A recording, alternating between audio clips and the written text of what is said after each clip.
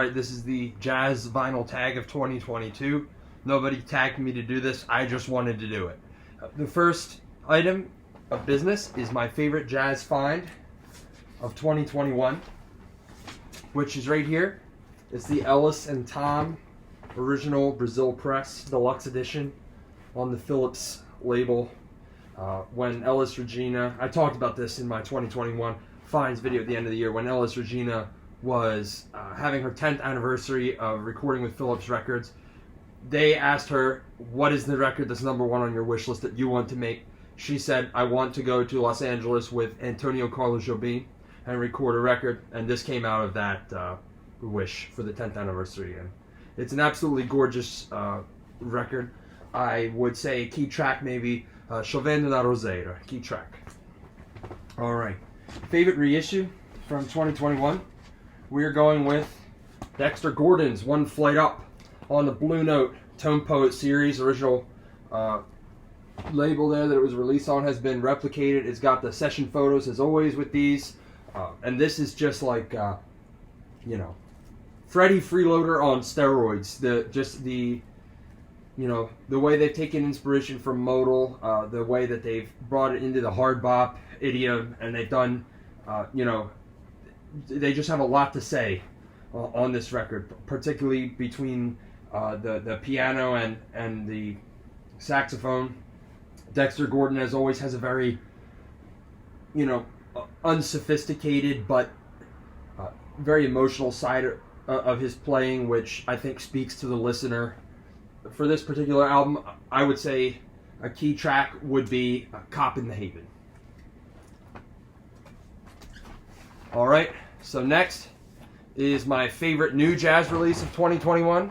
And well, I don't collect new jazz releases, nobody has time for that. So what we're doing instead is my favorite other jazz release of 2021 that's also a reissue, which was Wayne Shorter's Speak No Evil, and you can see it right here. Let's go with Fee Fi Fo Fum as a key track, because I think it illustrates well the harmonic ambiguity of the post-bop style that Wayne Shorter championed both in his solo work of that time, but also with the Miles Davis group on albums like ESP or Nefertiti, and had just come up under a great tutelage of songwriters and came into his own.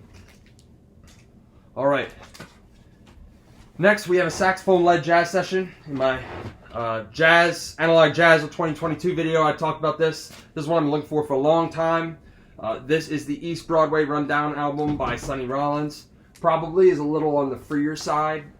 Is something of a sonic embodiment of New York City, if you will. The first side of this, I think, is fully Sonny Rollins improvisation with the group, or songs in a free jazz style that were composed by him and take on a very musically cacophonous sound. And on side two, that free jazz style is reined in and used to play standards, Broadway songs. You can see on the inside here, there's Freddie Hubbard, Jimmy Garrison, Elvin Jones, and Sonny Rollins. So it's basically going to be the Coltrane group, except you get Sonny Rollins on sax and Freddie Hubbard on trumpet. Coltrane doesn't usually perform with a trumpet. Or if you like, just half Coltrane group and half other jazz legends. So he's got a great, backing group here. And in terms of a saxophone-led session, yeah, Jimmy Garrison is absolutely burning on this as well. So highly recommended. Look for that for a long time. All right, Trumpet-led jazz session. That's the Cornbread album by Lee Morgan. This is the Tone Poet version. This is something of a barn burner of a record here. I think I talked about this one before. And I would say probably the key track on here, we could go with the title track, but we could also go with Ciora, just because of the beautiful comping from Herbie Hancock. That is really classic. Alright, guitar-led jazz session. I chose the music that always comes into my head when I think about guitar-led jazz, which is Full House. This is just an absolutely great session. Key track. I've grown accustomed to her face. Some soft, sensitive playing from Wes Montgomery on that one, but lots of more lively playing as well. A piano-led jazz session. I chose Today and Tomorrow by McCoy Tyner. This is a Japanese 1970s press on the ABC label. This one is instead of this is one of the few albums that John Gilmore was on as well. Sun Ra saxophonist outside of his tenure with Sun Ra, and they do a mix of standards as well as some original tracks. They did an Autumn Leaves or Night in Tunisia on here, I believe, which is excellent. The Night in Tunisia. And they also did a Contemporary Focus. That's a key track on this, and I think it is well in line with a lot of the things that Coltrane was doing on the Coltrane self-titled album and throughout the 60s, and really illustrates the impact not only of John Gilmore directly, but John Gilmore through McCoy Tyner and McCoy Tyner himself on Coltrane's playing, and of course illustrates the legend of McCoy Tyner himself as somebody who, you know, understood what the Bill Evans style of jazz was in the early 60s, and then went his own way and did block chords, did sheets of sound, and all the rest. All right, next on my list, I have an organ-led jazz session. This is the Tone Poet Prayer Meeting of Jimmy Smith with Stanley Turrentine. Stanley Turrentine is just an absolutely smooth player on this one, and Jimmy Smith lays it down on the organ. And I would say key track on this one is the final track, Picnickin'. On side A, they build that very smooth sound, that very velvety sound of the organ and the saxophone blending as one. And then on side B, it becomes more lively, and I think Picnickin' is a great climax of that great end to the album. Next, we're talking about a trombone or tuba-led jazz session. Well, I don't have any tuba-led jazz sessions. Please let me know which ones exist. This is a trombone-led jazz session. It's the only one I have, so my pool to pick from was a little smaller. But this is the great Kai and JJ, new and together again. The very first record on Impulse Records here. This is a later press once it had been not acquired, but just they had changed to ABC Paramount, and this album, you know, they're playing with a really all-star lineup here. So you see Bill Evans, Paul Chambers, Tommy Williams, Roy Haynes, Art Taylor. So, you know, this could have been the supergroup album. And in terms of a key track on this one, we're going to go with Trixie. All right. Let's keep ourselves organized here. Okay, so for the next one, we are looking at my favorite jazz funk record. I don't really consider myself to collect jazz funk, at least not yet, because I feel I still have a lot to learn about the 50s and 60s jazz, but I do have a few albums that go into the late 60s, early 70s, became electric. So I think that's as close as we're going to get to jazz funk here today. This is an album that I showed in my Analog Jazz Finds 2022, and I think that it could respectably be considered jazz funk. That is the Red Clay album by Freddie Hubbard. Oh, and Herbie Hancock is tickling those keys here, man. Those electric keys, so smooth. You had, what's his name, Lenny White. I knew who Lenny White was, but the appearance here of Lenny White, really goose in the groove on those drums. Highly recommend this one. Lime, CTI label, original press. All right, next I got a jazz fusion record. Again, fusion, I speak loosely, but this is sort of the genesis or the beginning of jazz fusion with Miles Davis, Feet of Kilimanjaro. I got the music on vinyl press here. And in terms of key tracks, I think you'd have to go with the title track, just because of how mellow and understated it is. This is going to be the Miles Davis group playing jazz fusion as a high art, and it is a very underrated one, very underrated. All right, so next we are looking at an underappreciated album by an artist that I love. So for that, I chose Yusef Lateef live at Pep's. This was performed in the Pep's Musical Bar in my home city of Philadelphia. And here you see Yusef Lateef. This is the same photo that I think was used from elsewhere on another Impulse album. But anyway, in terms of key tracks on this one, you could say the first track, Sister Mamie, where the saxophone or the flute whines, I guess, like Sister Mamie. You could also say number 7, which is just a hard bop. He somehow transitions from Eastern jazz on the first track to hard bop on the second. And then on side 2, you have Magnolia Triangle, which is another track, and it starts out with multiple flutes or woodwind instruments playing. It sounds kind of like noisemakers at a kid's birthday party, and then transforms again into that hard bop jazz club sound. Really something unique here. And Yusef Lateef, a lot of people know him for his prestige work. But this Live at Peps, if you can find it, pick that one up. This is a Capitol Club press with the SMAS price code. Then I'm reading down the list here, and my eyesight challenges me. What comes next is going to be a live jazz album. Again, we could have switched these. But for the live jazz, I chose The Sorcerer by Gabor Sabo at the Jazz Workshop, the now defunct Jazz Workshop in Boston. He's just a real smooth player here, and there's just a little bit of that Eastern sound, a little bit of that gypsy jazz, and those quarter tones, but largely, I mean, it's just a smooth session, and I think this is one that can be appreciated also by somebody who doesn't like jazz necessarily as a primary listening genre. This I found on eBay at a real low price. Somebody listed it, and it's in perfect shape. And those first 2 tracks, The Beat Goes On and Little Boat, are such an excellent start to the album that I can't bring myself to recommend anything else as a key track. Let's go with Little Boat as a key track. O Barquinho. Then we got a supergroup album.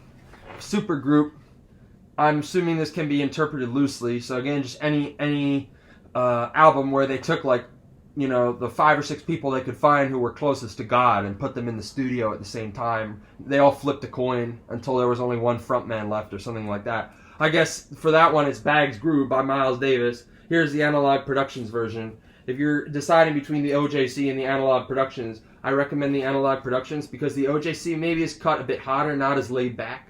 But the OJC, there's a lot of artifacts or a very hollow sound to the vibes, and I think this one really does justice to the vibes.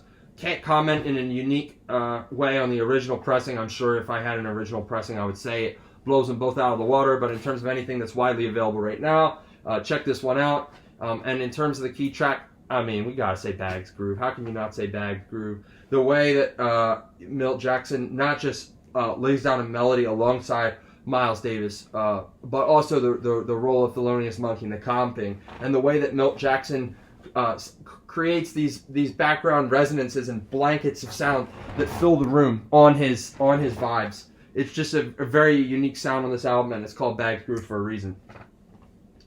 All right, so the next one, it's a record by your favorite artist as a sideman. So if we take favorite artist as John Coltrane, then record with favorite artist as a sideman is Steemin', which is in this Workin' and Steemin' twofer.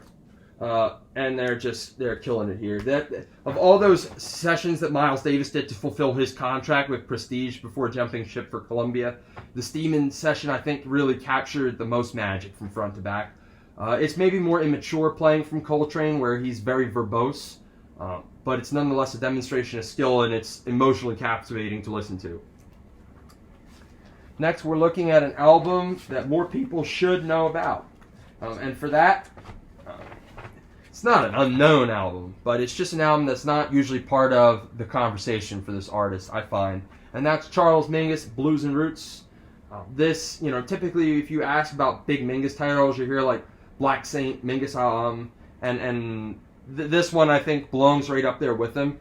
Just because of the way that it, had an early anticipation of jazz fusion, and also brought gospel music into the jazz idiom in a way that was not really being done outside of soul jazz. He really managed to take soul jazz and deconstruct it and Mingusify it, if you will, on this record. Key track, we could probably say Wednesday Night Prayer Meeting. I think we could also say My Jelly Roll Soul. Looking at the track list, we could also say My Jelly Roll Soul. You can't listen to prog rock or psychedelic rock from the 60s and say that none of it was influenced by this. Maybe you can, but I would imagine that somebody heard this, because there are some serious resemblances to some 1960s psych rock. Alright, then, so we're rounding it out here. We got an album by an artist that should have been bigger. That's Informal Jazz, Elmo Hope, Analog Productions. Lived a short life, but Elmo Hope is burning on that Then we got a vocal jazz record. For me, there's by and away one vocal jazz record that is my favorite. That would be Ella Fitzgerald, Clap Hands, Here Comes Charlie. And the key track would be Spring Can Really Hang You Up the Most. This is the Classic Records edition on the Qui-X vinyl. This one is in stereo. I would also say My Reverie could be chosen as a key track there. I could have pulled John Coltrane and Johnny Hartman for that, but people know that now because it's coming out again, so decided to go for something a little off the beaten path, if you could even say that. As a next feature, we have an album that not many talk about, but you love. And this is The Dealer by Chico Hamilton. Wow. This is where he found Larry Coryell and brought him in. They got Archie Shepp appearing on a few tracks. I feel like this group never really got credit where credit was due. Key track, Jim Genie, but you could pick Baby You Know. You could pick the title track. You could pick Thoughts. You could pick really any track on the album. This album has something new to say every time you listen to it, and it's not just the same player, it's a new player that has something new to say to you every time. I highly recommend The Dealer by Chico Hamilton. This is a really funky, Latin fusion record, and something that more people should know about. It hasn't been issued, I think, since the 70s on vinyl, and I would love to see it issued again. Alright. Record I hope to find in 2022 is Jazz Round the World by Yusef Lateef. This copy I got for real cheap. It had paint stains on one side of it, and I got them off, but it had damaged the record. So I have a clean jacket. I'm just really looking for the record without having to donate a kidney to get it. So maybe I'll find that in 2022, maybe not. We'll see. But that's another important album by Yusef Lateef. And let's go with Raisins and Almonds as a key track. Raisins and Almonds. And then finally, well, not finally, a new release that I'm looking forward to in 2022 would be Grisham Munker III, Evolution, Rest in Peace.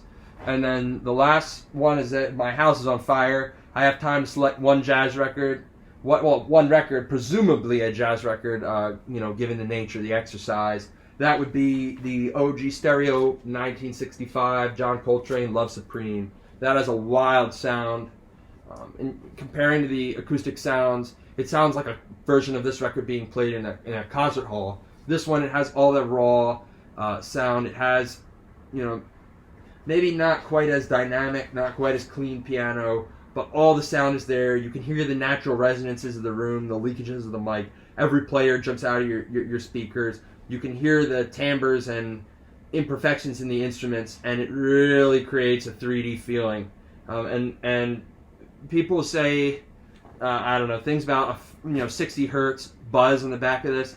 You won't notice it during the album. You'll only notice it during the run in and run out.